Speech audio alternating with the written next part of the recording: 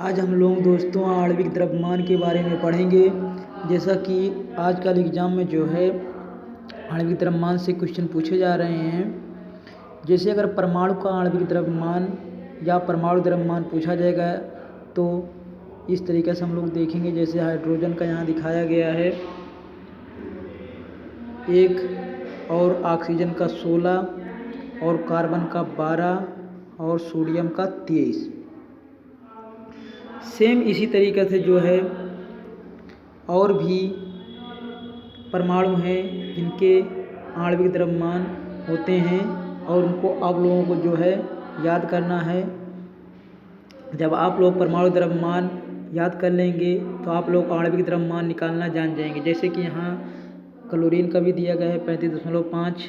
अब इसी तरीके से हम लोग जब परमाणु का परमाणु द्रव्यमान निकालना जान जाएंगे तो उसके बाद हम लोग किसी यौगिक को जो दिया गया है उसका अगर पूछा जाएगा एग्जाम में कि इसका आणविक द्रव्यमान कितना होगा तो हम लोग बड़े ही सरलता से निकाल सकते हैं।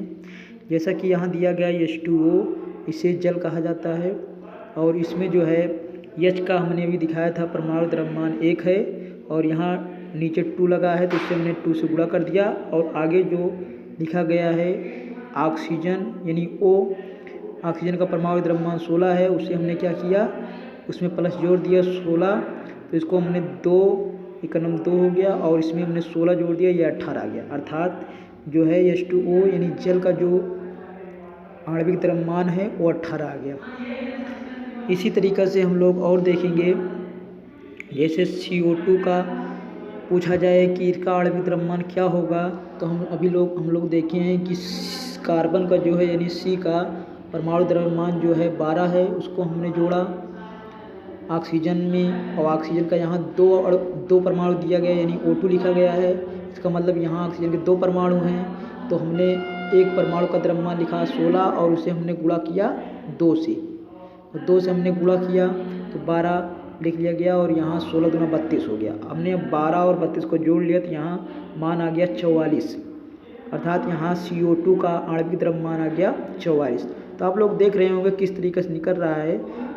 यहाँ सिर्फ जो अलग अलग परमाणु दिए गए हैं उनको जोड़ना है और जितने किसी परमाणु के अणु दिए हैं परमाणु आणविक रूप में लिखा गया है उसको उतने से गुणा कर देना है बस, यानी परमाणु द्रव्यमान रख करके गुणा कर देना है बस और आराम से आ जाएगा यहाँ। इसके बाद हम लोग देखेंगे जैसे CO, ये कार्बन मोनोऑक्साइड कहते हैं या बहुत जहरीली गैस होती है जो वाहनों से निकलती है और इसे जो है दमाघोटो गैस भी कहते हैं क्योंकि ये जो है बंद कमरे में किसी को मृत्यु तक पहुंचा सकती है क्योंकि बहुत ये जलने से धुएं से जो होती है अपूर्ण दहन से निकलने वाली गैस है। इसका हम लोग देखेंगे। जैसे C का दिया गया है तो C का यहाँ हो गया 12 और फिर इसमें ऑक्सीजन का हम लोग देखेंगे 16, इनको दोनों को जोड़ लेंगे तो इनका मान आ जाएगा 28। इसी तरीके से हम लोग देखेंगे जो कि दिया गया है CH4, ये मीथेन है तो ये एक जो है दूसरे नंबर की ग्लोबल कहें तो जो है ये ग्लोबल वार्मिंग में भी योगदान देती है और इसका मार्स गैस कहते हैं इसे। कभी कभी इसकी वजह से सिविल लाइन और खानों में जो है विस्फोट हो जाती है। खानों के साथ पर ये है जहाँ से कोई चीज़ खनिज वगैरह निकाला जाता है, कोयले की खान जो होती है वहाँ निकाला जाता है तो वहाँ कभी कभी विस्फोट हो जाती है क्योंकि ऑक्सीजन से मिलती है तो कभी कभी विस्फोट कर देती है। तो इसे मार्स गैस कहते हैं क्योंकि ये सड़ने गलने से उत्पन्न होने वाली गैस है। इसे मार्स गैस के भी नाम से जानते हैं या जीवाश्म गैस के नाम से जाना जाता है।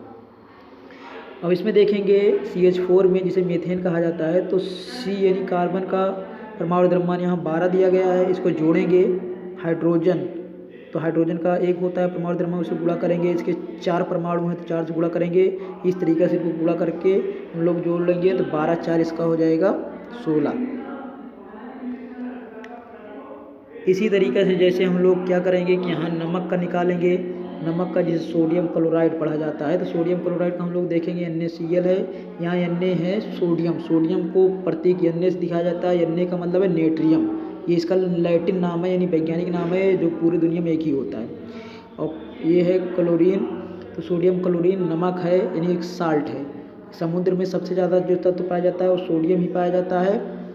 तो सोडियम जो है सोडियम क्लोराइड को NaCl यानी सोडियम क्लोराइड बोलते हैं। तो Na का जो परमाणु द्रव्यमान होता है वो 23 होता है और उसमें जो हम लोग 35.5 इसका क्लोरीन का परमाणु द्रव्यमान जोड़ेंगे तो इसका आणविक द्रव्यमान आ जाएगा 58.5। आणविक द्रव्यमान यानी एटॉमिक मास इसको बोल सकते हैं, आणविक द्रव्यमान को एटॉमिक मास बोल सकते हैं। इस तरीक़े से हम लोगों ने देखा कि कैसे जो है मान निकल रहा है यहाँ। तो इस तरीक़े से और भी चाहे जितने यौगिक हों, अगर आप लोगों को परमाणु द्रव्यमान याद है तो किसी भी यौगिक का आप लोग आणविक द्रव्यमान निकाल सकते हैं। और आजकल ये अधिकतर एग्जामों में पूछा जा रहा है, इसलिए ये बहुत ही इम्पॉर्टेंट हो जाता है कि आप लोगों को आणविक द्रव्यमान निकालना आना चाहिए। तो इस तरीके से अगर वीडियो हमारा 1-2 बार देखेंगे और जितने भी तत्व हैं जो मेन हैं, जो अधिकतर जो बार बार यौगिक आते हैं उसमें अगर ये शामिल होते हैं तत्व, तो उनका आप लोग परमाणु द्रव्यमान याद करिए और परमाणु द्रव्यमान याद हो जाएगा तो आप इस तरीके से जो है आणविक द्रव्यमान उसको निकाल सकते हैं। हम उम्मीद करते हैं आपको हमारा वीडियो जो है अच्छा लगा होगा और इसलिए अधिक से अधिक लाइक करिए, शेयर करिए और बेल आइकन को प्रेस करिए। आपसे हम फिर मुलाकात करेंगे, तब तक के लिए धन्यवाद। Thank you.